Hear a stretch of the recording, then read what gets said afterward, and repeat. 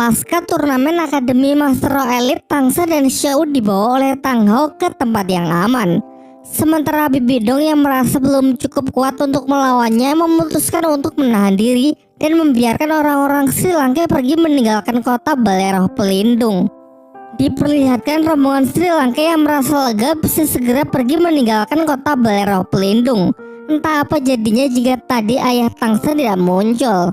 Kini turnamen resmi berakhir, sehingga 7 murid Sri Lanka dinyatakan lulus dari akademi dan mulai sekarang bebas untuk mengambil jalannya masing-masing sesuai dengan apa yang Flander katakan sebelum mereka naik ke final. Dai Mubai bersama Su Ying memutuskan untuk kembali ke kerajaan Xingluo, mengingat ia telah berhasil mengalahkan sang kakak Dai Besi dalam turnamen kemarin, sehingga kini keluarga kerajaan pasti sudah mau mengakui dan bisa menerimanya.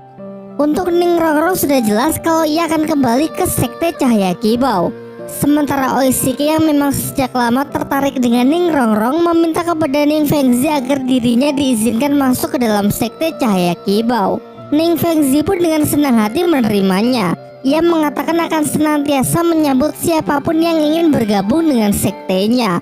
Namun Mang Hojun yang lebih suka kebebasan lebih memilih untuk berkelana di dataran Daoluo terlebih dahulu.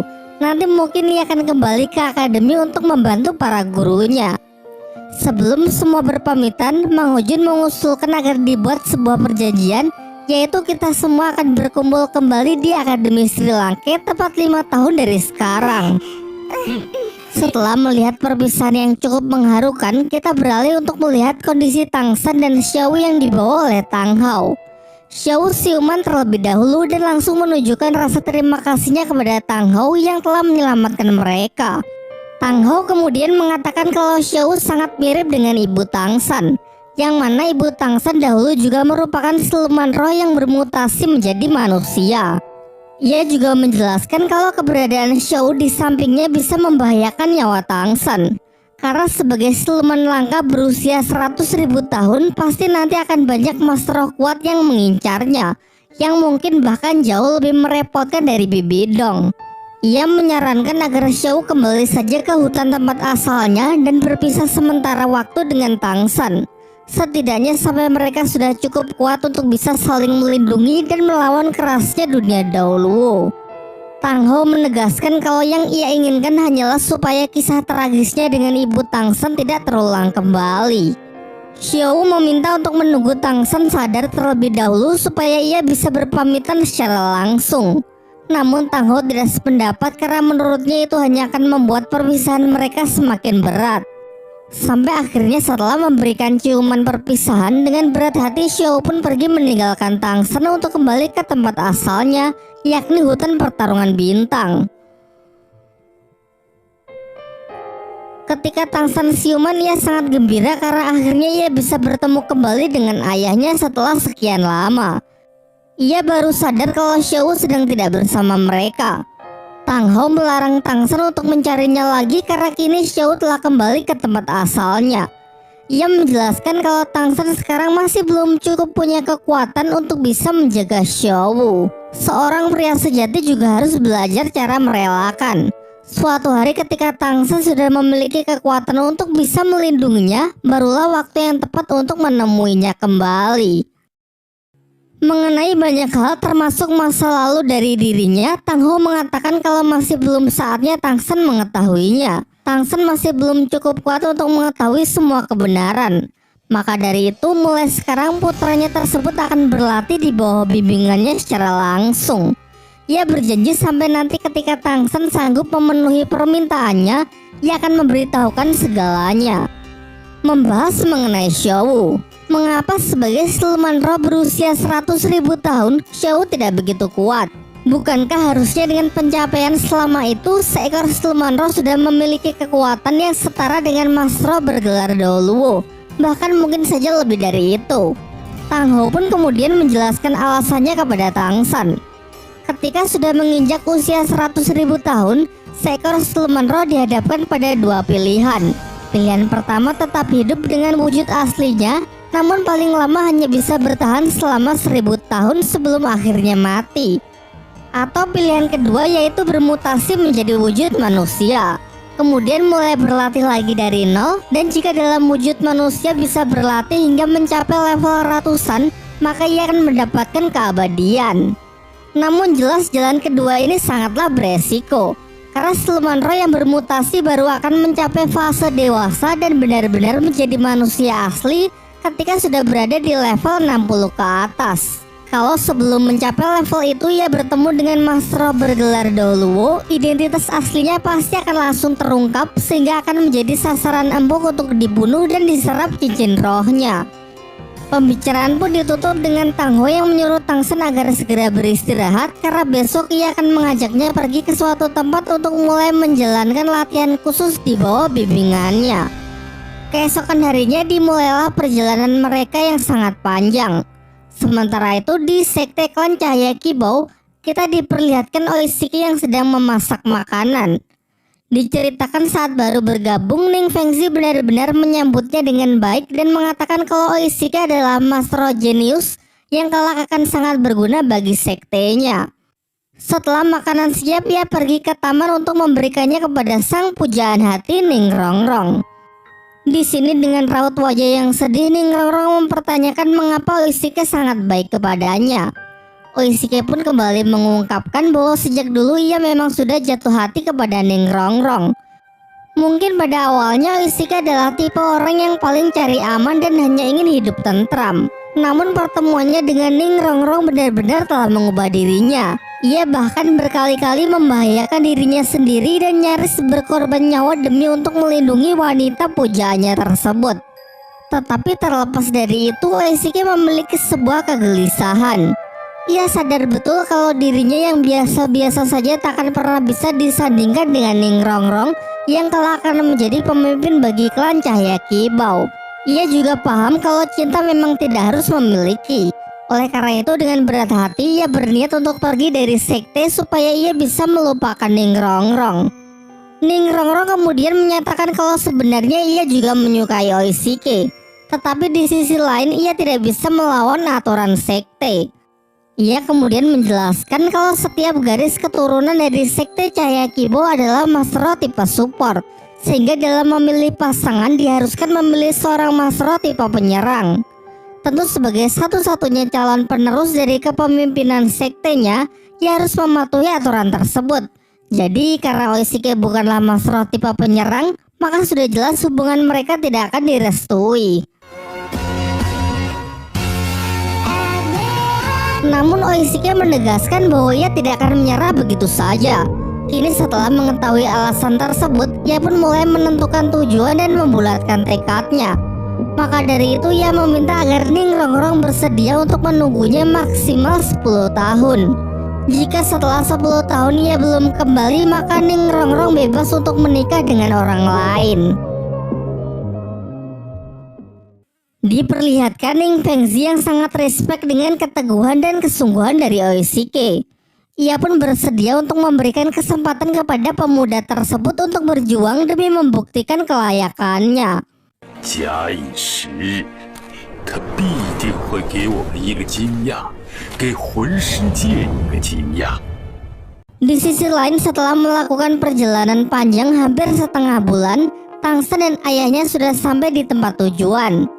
Sebuah pegunungan dengan air terjun yang berdampingan dengan kehidupan penuh sukacita. Tang Ho menjelaskan bahwa selama 2 tahun ke depan tempat ini akan menjadi rumah serta tempat Tang Sen berlatih. Sebagai langkah awal, Tang Ho menyuruh Tang Sen supaya menyerap tulang roh yang ia dapat dari balai roh pelindung.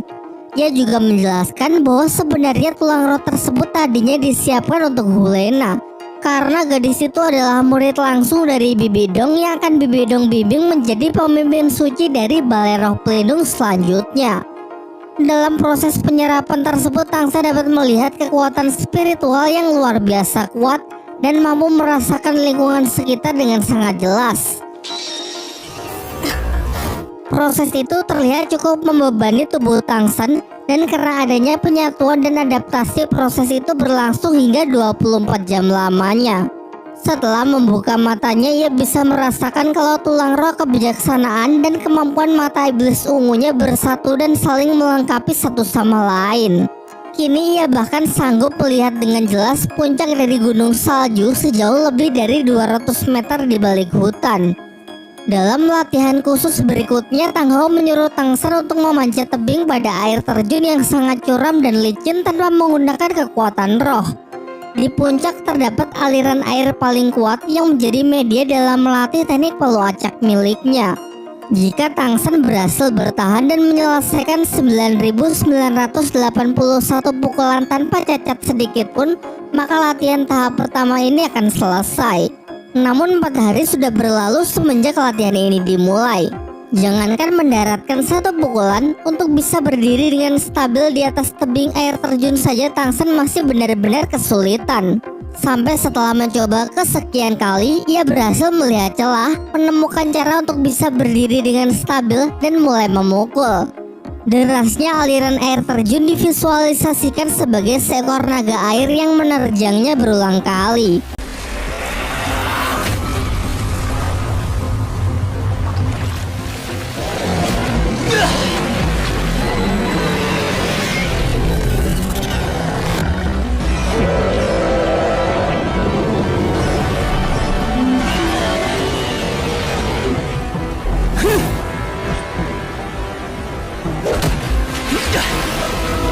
Tidak terasa 3 bulan telah berlalu dan Tang San sudah berhasil mendaratkan pukulan palunya sebanyak 81 kali. Hal itu membuat Tang Hao sangat terkesan karena dulu ia membutuhkan waktu hingga setengah tahun lamanya. Ia lalu menghampiri putranya tersebut dan memberikan sebuah palu yang terbuat dari kayu untuk melanjutkan latihannya. Palu kayu memiliki beban yang lebih ringan dan bisa mengapung di air. Hal itu jelas membuat Tang San perlu beradaptasi lagi dan menstabilkannya ketika memanjat serta diperlukan tenaga ekstra saat memukul. Titik pukulannya pun harus benar-benar tepat. Jika salah sedikit saja saat memperhitungkan, maka tongkat kayu pegangannya pasti akan mudah sekali patah. Terlihat dari banyaknya tumpukan palu kayu yang patah, Tang San benar-benar berlatih keras siang dan malam hingga menemukan klik antara teknik palu acak dengan teknik rahasia dari Sekte Tang yang ternyata bisa dikombinasikan saat menyerang, meningkatkan daya serang dan tingkat akurasi yang sangat tinggi.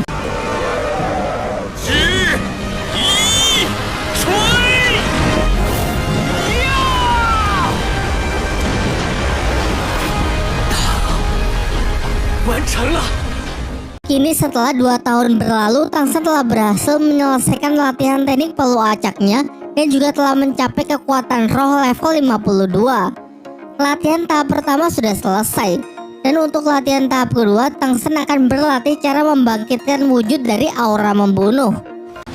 Shachi.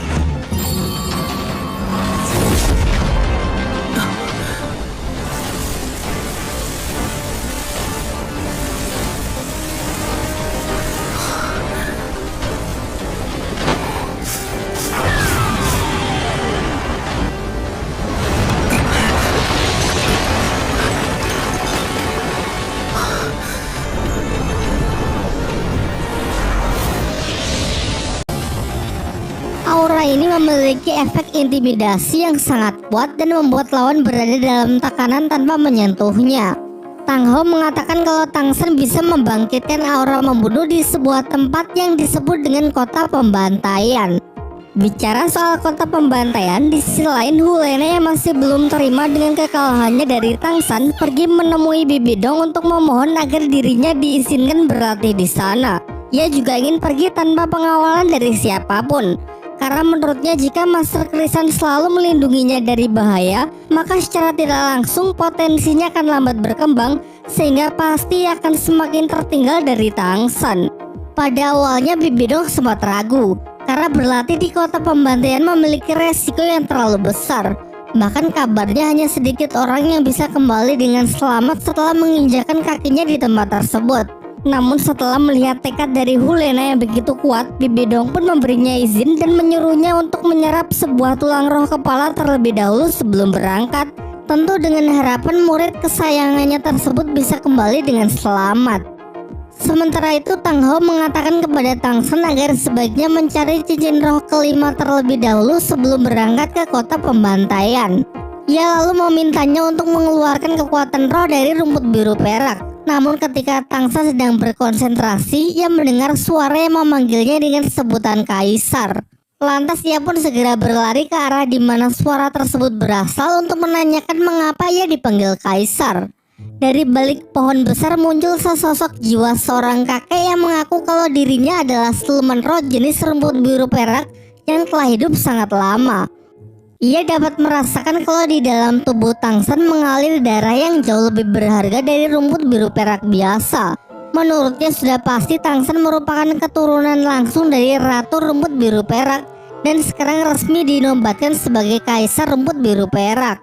Meskipun Tangsan mencoba menyangkal hal itu dengan mengatakan kalau ia hanyalah manusia biasa yang kebetulan memiliki roh pelindung jenis rumput biru perak, sang kakek tetap yakin kalau di dalam diri Tangsan terdapat darah bangsawan kekaisaran rumput biru perak. Ia menyatakan kalau semua siluman roh rumput biru perak adalah bawahan yang selalu siap melindungi kapanpun. Terakhir, sang kakek bersedia membantu Tangsan untuk membangkitkan kekuatan kaisar rumput biru perak miliknya. Di dalam prosesnya, tubuh Tangsan diselimuti oleh akar-akar rumput biru perak yang mana di dalam sana ia bisa merasakan kehadiran dari sang ibunda tercinta. Ketika proses telah selesai dan akar rumput biru perak yang menyelimutinya perlahan mulai menyingkir, terlihat Tangsan dengan penampilan barunya. Rambut kebiruan yang terurai panjang serta postur tubuh yang lebih tinggi, kekar dan berisi. Selain perubahan pada penampilan fisik, kekuatan roh dari Tangsan pun juga telah mengalami peningkatan dengan adanya cincin roh berwarna hitam yang menjadi cincin kelimanya. Sang kakek kemudian menjelaskan kalau cincin tersebut sebenarnya berasal dari tubuh Tangsan sendiri yang diperoleh dari hasil kebangkitan Kaisar Rumput Biru Perak dengan tingkat kekuatan yang kurang lebih setara dengan cincin siluman roh berusia 25.000 tahun. Perjalanan lalu kembali dilanjutkan. Namun belum juga jauh berjalan, tiba-tiba Tang Hao kehilangan keseimbangan kemudian jatuh pingsan. Setelah Tangsan memeriksanya, ia menyadari kalau luka lama dari ayahnya semakin parah. Luka lama itu Tang Hao dapat pasca pertempuran hebat melawan Balai Roh Pelindung pada 20 tahun yang lalu dan kembali kambuh saat pertarungan terakhirnya di arena turnamen roh melawan Bibi Dong serta para master roh bergelar Daulo yang lain. Ketika sudah siuman, Tangsan mengatakan kalau ia bisa mengobati luka tersebut. Namun Tang Hao menolak dan menyuruh Tangsan untuk fokus saja menghadapi latihan berikutnya. Di sepanjang perjalanan, Tangsan terus membujuk ayahnya agar bersedia ia obati. Mungkin tak akan sembuh sepenuhnya, tetapi setidaknya biarkan ia mencoba. Sampai terakhir Tangsan berlutut memohon agar ayahnya berjanji kalau mulai sekarang tidak perlu bertarung lagi. Hal ini karena ia sangat khawatir jika luka tersebut akan semakin parah. Bahkan Tangsan sampai menodongkan pisau ke dirinya sendiri agar sang ayah mendengarkannya. Sehingga dengan sedikit paksaan dan ancaman itu, Tang Hao pun bersedia untuk berjanji. Perjalanan yang sangat panjang menyusuri gurun pasir, melewati tebing-tebing yang curam hingga berenang melintasi sungai. Aura gelap yang mencekam mulai terasa sebagai pertanda kalau mereka sudah semakin dekat dengan kota pembantaian. Tang Hao lalu mengajak Tangsan untuk masuk ke sebuah restoran di mana orang-orang di sana terlihat sangat aneh. Diperlihatkan mereka begitu menikmati cairan berwarna merah menyala di dalam gelas yang mereka sebut dengan nama minuman neraka. Seorang pelayan menghampiri mereka berdua untuk mencatat pesanan. Tang Hao memesan 2 minuman neraka. Pada awalnya si pelayan meragukan hal itu sampai ketika Tang Hao melepaskan aura membunuh membuat si pelayan ketakutan dan bergegas menyiapkan 2 minuman neraka sesuai permintaan dari Tang Hao. Tangsan yang masih polos bertanya kepada sang ayah sebenarnya ini minuman apa. Karena dilihat dari tampilannya saja terlihat lebih mirip lelehan lava ketimbang sebuah minuman. Tanpa memberikan penjelasan sepatah kata pun, Tang Hao meminumnya dan sesaat setelahnya ia menyuruh Tangsan agar juga segera meminumnya. Setelah mencoba satu tegukan, Tangsan langsung bisa merasakan rasa sakit dan penderitaan dari jiwa-jiwa gelap karena memang minuman neraka tersebut dibuat dari pengumpulan roh orang-orang yang telah dikalahkan.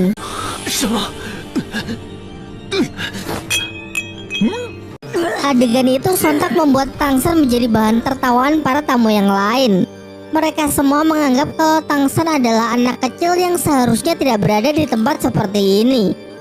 Beberapa orang dengan masing-masing senjata tajam menghampirinya, berniat langsung menghabisi Tang San. Akan tetapi dengan mudah Tang San bisa mengelak.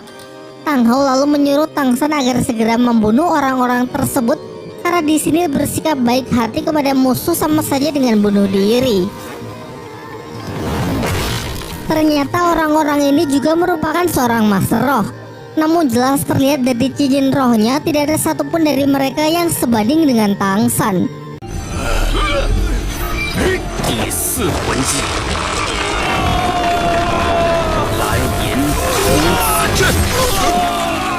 Tang Hou kemudian menjelaskan bahwa mulai dari sini Tang San harus bisa mengandalkan kemampuan diri sendiri dan siap menjatuhkan siapa saja yang berpotensi menjadi ancaman. Inilah bentuk latihan yang harus Tang San lewati kali ini, yaitu menjadi pemenang dari arena neraka di kota pembantaian dan mampu keluar hidup-hidup. Melalui kemampuan dari mata iblis ungunya, Tang San bisa melihat jiwa-jiwa dari orang-orang yang telah ia bunuh terhisap ke dalam bawah tanah. Dan benar saja, ketika ia menghancurkan lantai menggunakan palu Haotian, ia berhasil menemukan jalan untuk memasuki kota pembantaian. Setelah masuk, terlihat kalau ia seakan berada di dimensi yang berbeda. Langit nampak mengerikan dengan warna merah darah. Ia disambut oleh Bibi Dong, namun tentu saja itu hanyalah sebuah ilusi yang tercipta dari kebencian di pikiran Tang San sendiri. Semua kepalsuan visual itu pun dapat ia akhiri dengan tatapan mata iblis ungu yang memang salah satu dari kemampuannya adalah menghapus segala macam jenis ilusi. Ketika baru akan melewati gerbang, seorang penjaga berkuda menghadangnya dan mengatakan jika ingin masuk ke kota pembantaian, Tang San harus bisa mengalahkannya terlebih dahulu. Tanpa banyak bacot, langsung gaslah. Hanya dengan sekali pukulan menggunakan palu Haotian, penjaga itu pun langsung KO. Ia mengaku kalah dari Tang San dan memberi Tang San sebuah benda yang bertuliskan nomor peserta menjadi semacam surat izin untuk masuk ke dalam kota pembantaian. Belum juga jauh berjalan, ia disambut oleh seorang wanita misterius yang mengaku kalau dirinya adalah pembimbing dari para master yang baru datang ke kota pembantaian. Kemudian dijelaskan kalau kota pembantaian didirikan sejak 1000 tahun yang lalu. Tidak ada yang tahu pasti siapa pendirinya. Namun berdasarkan legenda, dahulu ada seorang master roh yang sangat kuat. Setelah menembus level 100, ia datang dan membangun tempat ini. Ia juga menjelaskan bahwa di sini kekuatan roh pelindung bisa digunakan. Namun teknik atau skill dari cincin roh akan ditahan sehingga tidak bisa digunakan. Hukum dan aturan tidak berlaku di sini. Dengan kata lain, tempat ini bisa dikatakan sebagai taman bermain dari kejahatan. Ia juga menegaskan bahwa orang-orang yang sudah masuk ke sini tidak akan pernah bisa keluar lagi. Sebagai contoh, tepat di hadapan mereka ada seorang master roh yang mencoba melarikan diri karena sudah tidak tahan lagi dengan kekejaman dari kota pembantaian. Namun sebelum sempat melewati gerbang, kawanan kelelawar langsung membunuhnya. Namun sebenarnya masih ada satu cara untuk bisa keluar dengan selamat, yaitu dengan menjadi pemenang di arena neraka pembantaian. Mereka kemudian bisa keluar melalui jalur neraka dan akan mendapatkan gelar sebagai dewa pembunuh. Ya, meskipun peluangnya sangat kecil karena dalam 1000 tahun terakhir tercatat hanya ada 8 orang yang sanggup melakukannya. Tentu saja Tang San tidak akan melewatkan kesempatan ini. Ia pun meminta kepada wanita itu untuk mengantarnya menuju arena neraka pembantaian. Dalam perjalanannya tanpa disangka Tang San bertemu dengan Hulena. Aura pesonanya seakan menghilang karena terselimuti oleh aura membunuh yang semakin pekat.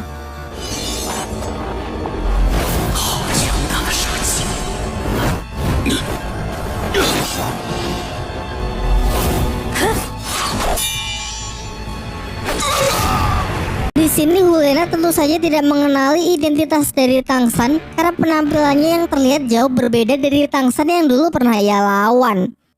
Dijelaskan bahwa Hulena sudah datang ke kota pembantaian dari setahun yang lalu. Namun prestasinya di arena neraka pembantaian sangatlah mengesankan. Menang sebanyak 16 kali sehingga nilainya masuk ke 100 peringkat teratas. memasuki arena neraka pembantaian. Sebuah ajang pertarungan dari para Master Roh yang sangatlah brutal. Para petarung diperbolehkan menggunakan senjata apapun dan yang kalah akan langsung dibunuh. Jelas totality berbeda dengan arena Roh yang dulu pernah Tangsan ikuti yang memiliki banyak aturan demi keamanan. Setelah Tangsan mendaftarkan dirinya, si wanita pembimbing menjelaskan aturan dalam pertarungan. 10 peserta akan turun ke arena dan melakukan battle royale, sehingga hanya akan ada satu orang pemenang dan orang tersebut berhak menyerap kekuatan roh dari 9 peserta yang telah dikalahkan. Puncaknya, jika seorang peserta mampu memenangkan 100 ronde berturut-turut, maka ia akan dinyatakan sebagai pemenang akhir. Sebelum pergi, si wanita menyarankan agar Tangsan tidak mempercayai siapapun karena di kota pembantaian tidak ada istilah pertemanan. Di ronde pertama, ke-9 peserta mengeroyok Tangsan. Palu Hautian yang ia keluarkan sontak membuat Hulena sangat terkejut, walaupun ia masih belum menyadari kalau dia adalah Tangsan dan beranggapan kalau orang itu hanyalah salah satu anggota dari sekte Hautian. Tidak butuh waktu lama, Tangsan pun bisa meringkus musuh-musuhnya. Meski sayangnya kita tidak diperlihatkan scene pertarungan tersebut. Pada ronde-ronde berikutnya, Tangsan semakin tidak menunjukkan belas kasihan. Tanpa ragu sedikit pun ia membunuh satu persatu musuhnya. Waktu terus berlalu, pertarungan demi pertarungan telah Tangsan lewati hingga mendapatkan total kemenangan sebanyak 67 ronde.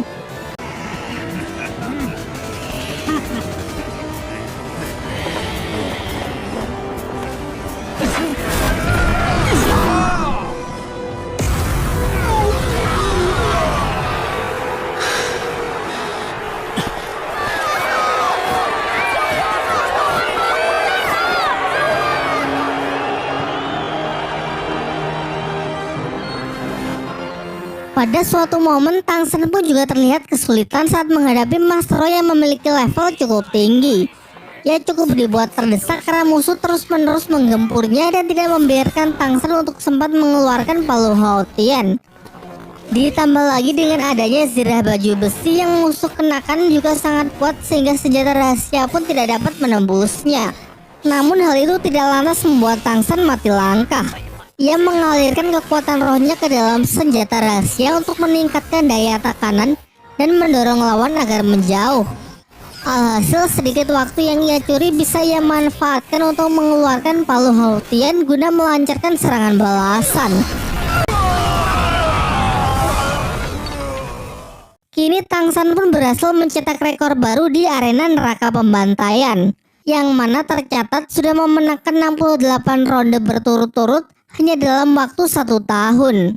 Saking hebatnya, semua orang menjuluki Tangsan sebagai Raja Asura. Mereka menyandingkannya dengan peserta lain yang juga sama hebatnya. Siapa lagi kalau bukan Hulena yang mendapatkan julukan sebagai utusan neraka. Dalam 2 tahun semenjak kedatangannya, tercatat Hulena telah berhasil memenangkan 72 ronde.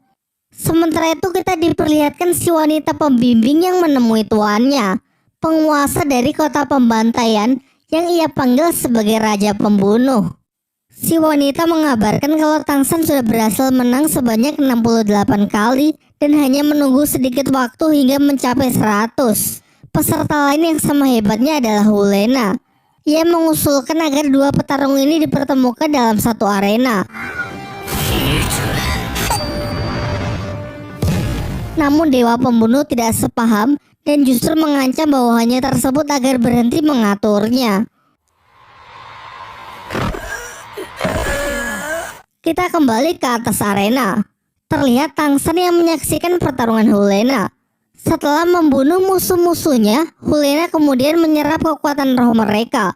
Ini pertama kalinya Tangsan menyaksikannya secara langsung karena pada setiap pertarungan yang telah ia menangkan, tidak sekalipun ia melakukannya. Selain itu, sebenarnya kekuatan roh yang dapat diserap hanyalah sebagian kecil karena sisanya otomatis akan diserap oleh kota pembantaian itu sendiri. Singkat cerita, tercatat tak sampai 2 tahun Tangsan sudah berhasil memenangkan 99 pertarungan. Hanya perlu 1 ronde lagi untuk bisa melewati jalur neraka. Sementara itu terlihat Tangsan yang sedang berkultivasi. Ia berusaha keras untuk belajar mengendalikan aura membunuhnya yang telah mulai bangkit agar bisa memenangkan 100 ronde dan menembus jalur neraka. Di tengah latihannya, Hulena datang bertamu untuk pertama kalinya. Di sini ia mengajak Tang San agar mau bekerja sama dengannya untuk menaklukkan jalur neraka. Karena jalur neraka adalah tempat yang sangat berbahaya. Namun benefit yang didapat juga sebanding, yaitu kemampuan yang dapat menyerap aura membunuh dan menyatukannya dengan kekuatan roh pelindung. Kemampuan khusus itu disebut domain dewa pembunuh. Pada awalnya Tang San meragukan tawaran tersebut, mengingat di kota pembantaian tidak mengenal hubungan pertemanan apalagi kerjasama. Untuk menanamkan kepercayaan kepada Tang San, Hulena menceritakan mengenai latar belakangnya. Ia mengaku kalau dirinya berasal dari Balai Roh Pelindung, merupakan murid pilihan dari pemimpin suci, dan kedatangannya ke sini semata-mata hanya untuk berlatih karena di masa depan ia akan dinobatkan menjadi pemimpin suci selanjutnya menggantikan Bibi Dong. Setelah dipikir-pikir, kerjasama ini memang cukup menguntungkan sehingga Tang San pun sepakat. Namun ia masih ingin menyembunyikan identitas aslinya. Ia lalu membuka topeng dan mengaku kalau ia bernama Tang Yin. Keesokan harinya Tang San memulai ronde ke-100-nya. Lawan-lawannya kali ini cukup berat, yang mana mereka adalah para Master Roh yang telah mencapai level 80. Tetapi karena di kota pembantaian tidak bisa menggunakan skill dari cincin roh, jelas membuat Tang San lebih diuntungkan karena ia mampu bertarung tanpa menggunakan skill dari roh pelindungnya. Sementara penggunaan dari Palu Hautian tidak dilarang karena Tang San memang tidak pernah menambahkan cincin roh ke palunya tersebut.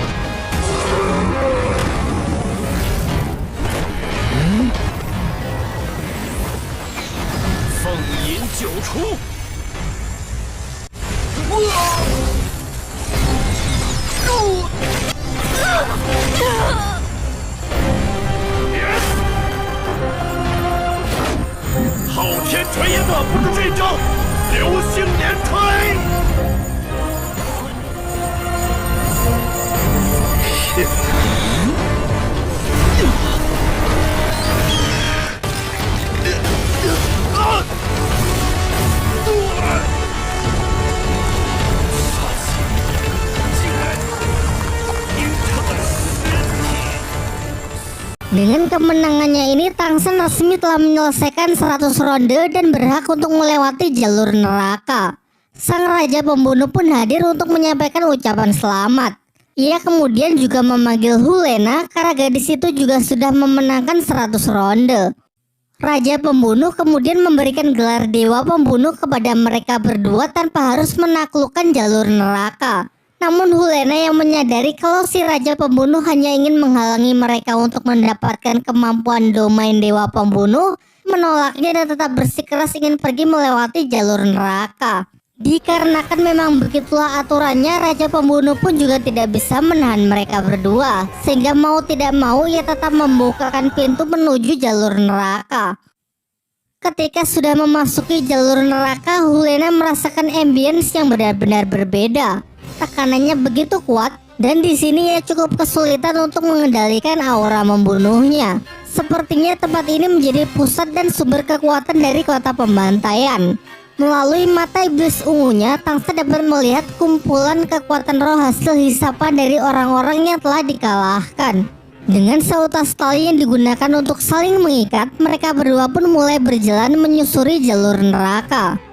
Belum jauh berjalan, Tang San melihat kerangka manusia yang mungkin mati saat mencoba menaklukkan tempat ini. Tepat di bawah tangannya terdapat goresan darah yang bertuliskan, "Kamu telah mengkhianatiku." Menurut Hulena, kemungkinan orang itu menuliskannya dengan jari sesaat sebelum kematiannya. Dan kelihatannya mereka mati karena saling mengkhianati.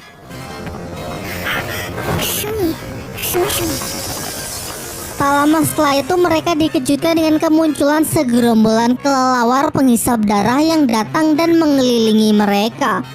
Di waktu yang bersamaan tiba-tiba aura membunuh di dalam diri Hulena keluar secara tidak terkendali. Ia pun nyaris membunuh Tang San. Untung saja Tang San masih memiliki kemampuan unik, yaitu medan rumput biru perak yang bersifat melindungi dan menenangkan emosi. Terlihat berkat itu perlahan-lahan Hulena bisa kembali mengendalikan dirinya. Kemampuan dari medan rumput biru perak Tangsa dapat ketika kaisar rumput biru peraknya telah dibangkitkan. Tidak hanya langsung membuat Hulena sadar, namun juga mampu membatasi kecepatan dari para kelelawar.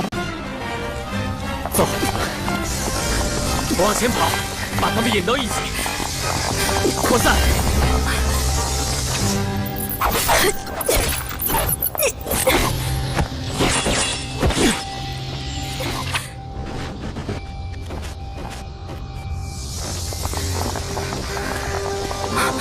我没有麻烦了。 Masih berupaya menghindari para kelelawar yang mengejar, datang lagi satu kelelawar yang memiliki ukuran jauh lebih besar berkepala 3.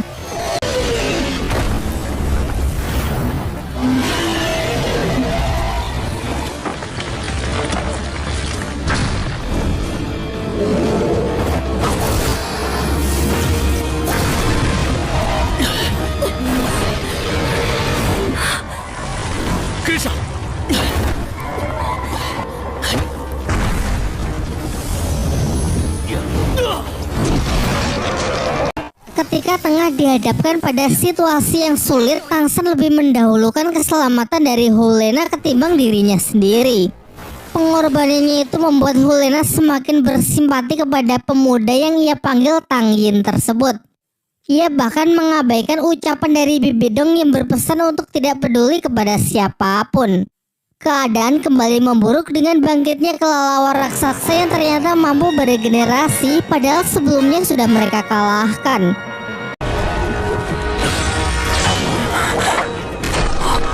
Tangsan pun mulai kembali aktif untuk mencari titik kelemahan musuh. Mata adalah bagian vital yang menjadi targetnya. Namun sayangnya kedua bola mata juga mampu beregenerasi dalam sekejap, sama halnya dengan bagian-bagian tubuh yang lain. Sampai akhirnya dengan bantuan dari tulang roh kebijaksanaan, ia tahu cara membunuh si kelelawar, yaitu dengan cara menghancurkan ketiga kepalanya di waktu yang bersamaan.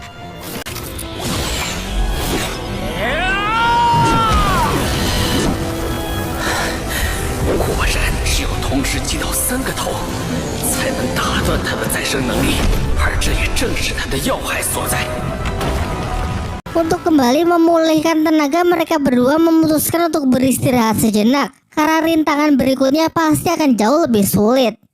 Berniat melanjutkan perjalanan, namun akibat tekanan dan suhu di sekitar yang semakin meningkat membuat Hulena cepat lelah dan kehilangan banyak kekuatan roh.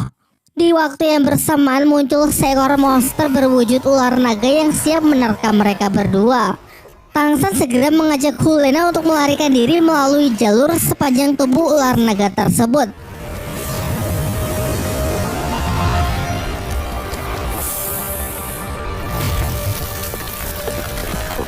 Ketika mencoba melompat ke seberang jembatan yang sebagian sudah hancur, ternyata ular naga tiba-tiba muncul dari bawah, membuka mulutnya lebar-lebar dan siap menelan mereka. Dalam situasi tersebut, lagi-lagi Tangsan lebih mengutamakan keselamatan Hulena terlebih dahulu. Meskipun keduanya berhasil selamat, kini mereka tak akan bisa lari lagi karena jalan mereka ditutup oleh asap merah beracun. Menurut penjelasan dari Tangsan, berdasarkan ciri-cirinya, makhluk ini termasuk hewan buas primitif yang bernama ular api 10 kepala. 9 bagian yang mengeluarkan sinar merah di tubuhnya adalah gumpalan daging ular yang seharusnya menjadi titik kelemahannya. Sebagai seorang ahli racun, Tangsan dapat menahan sementara racun ular dengan pil khusus buatannya yang dikombinasikan dengan semburan arak. Ditambah lagi berkat latihan pukulan palu selama 2 tahun di air terjun, bisa ia gunakan untuk menyibukkan ular tersebut. Terdengar dari komando Tangsan, Hulena diperintahkan memanfaatkan kesempatan itu untuk menyerang ke 9 titik kelemahannya. Namun tentu saja hal itu tidak akan mudah karena lapisan kulit dari ular api sangatlah keras sehingga sulit sekali untuk ditembus.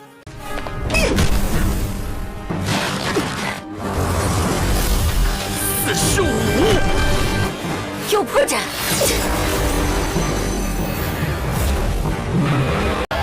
Kerjasamanya dengan Hulena sanggup menghancurkan ke-6 titik dari sang ular api. Kini tersisa 3 lagi untuk melumpuhkannya.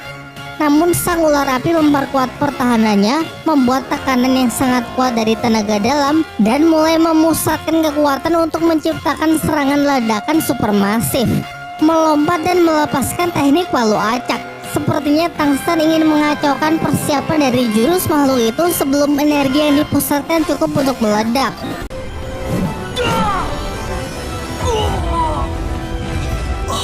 Tang Hou yang berada di luar bahkan bisa merasakan dahsyatnya ledakan tersebut, mengingatkannya pada masa lalu yang mana dulu ia juga hampir gagal melewati jalur neraka saat berhadapan dengan ular api 10 kepala.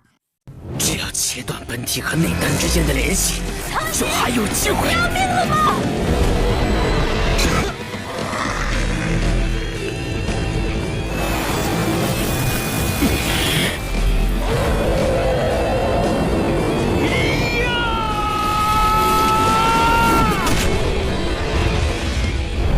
Setelah berhasil melumpuhkan sang ular api, Tangsan segera mengajak Hulena untuk berlari menuju titik terang yang mungkin adalah pintu keluar. Karena jika semakin lama di sini akan sangat sulit mengendalikan aura membunuh.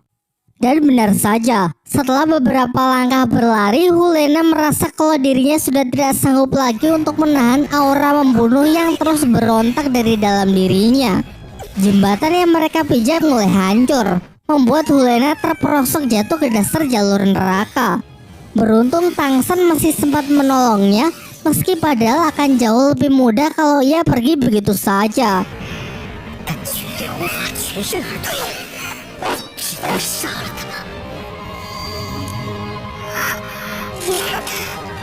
Hulena mengatakan kalau ia benar-benar sudah tidak kuat lagi. Ia pun hanya bisa pasrah dengan meminta Tangsan agar memukulnya hingga pingsan lalu membawanya bersama keluar dari tempat ini. Kini Tangsan pun mulai sadar bahwa hal paling mengerikan dari jalur neraka sebenarnya adalah iblis di dalam hati. Ia bersyukur memiliki teknik medan rumput biru perak dan tulang roh kepala kebijaksanaan yang bisa ia gunakan untuk tetap menjaga kesadarannya. Minuman neraka yang berada di bawah tercipta dari jiwa para mesro yang telah gagal. Walaupun dikatakan jika meminumnya dapat meningkatkan kekuatan, sebenarnya efek samping yang merugikan jauh lebih besar. Sebelum pergi, ia menjatuhkan salah satu tanaman langkanya, yaitu ciuman darah angsa, yang ia jelaskan dapat meningkatkan racun yang terkandung di minuman neraka tersebut hingga ribuan kali lipat. Setelah memberikan hadiah kecilnya untuk si Raja Pembunuh, Tangsan segera menggendong Hulena untuk segera keluar dari tempat terkutuk tersebut. Namun masalahnya pintu keluar berjarak 200 meter di atasnya. Tentu rumput biru perak terbatas sepanjang 120 meter belum cukup untuk bisa menjangkaunya. Situasi semakin diperburuk dengan kemunculan kelelawar raksasa berkepala 3 yang harusnya sudah mereka kalahkan. Sepertinya makhluk itu bisa kembali bangkit setelah menyerap kekuatan jiwa di dasar jalur neraka. Setelah cukup mengkalkulasi jarak itu harusnya bisa Tangsan jangkau dengan lompatan tulang roh kaki laba-laba, tembakan dari senjata cakar terbang yang disambungkan ke rumput biru perak. Namun Tangsan kurang memperhitungkan beban yang bertambah karena ia sedang menggendong Hulena, sehingga usahanya hampir gagal. Untung saja di timing yang tepat ia bisa memanfaatkan tembakan dari mata iblis ungu yang ia pusatkan untuk menciptakan gaya dorong.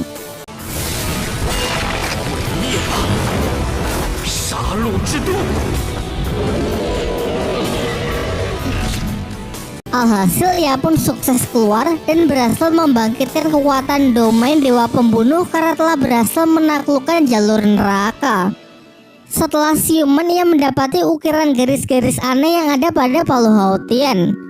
Hulena yang sudah lebih dulu siuman menjelaskan kalau mereka kini telah mendapatkan teknik domain Dewa Pembunuh yang sama. Ia lalu mengungkapkan rasa terima kasihnya kepada Tangsan karena telah banyak membantunya selama melewati jalur neraka. Diperlihatkan jelas perasaan Hulena yang semakin menyukai Tangsan. Namun Tangsan bersikap cuek dan berniat langsung pergi jika memang sudah tidak ada urusan lagi. Di tengah penyayangannya tersebut, Master Krisa dan Master Hantu tiba-tiba datang berniat untuk menjemputnya. Sementara itu Tangsen kembali bertemu dengan ayahnya dan menceritakan bahwa selama 2 tahun ini ia telah berusaha keras hingga berhasil membangkitkan kekuatan domain Dewa Pembunuh.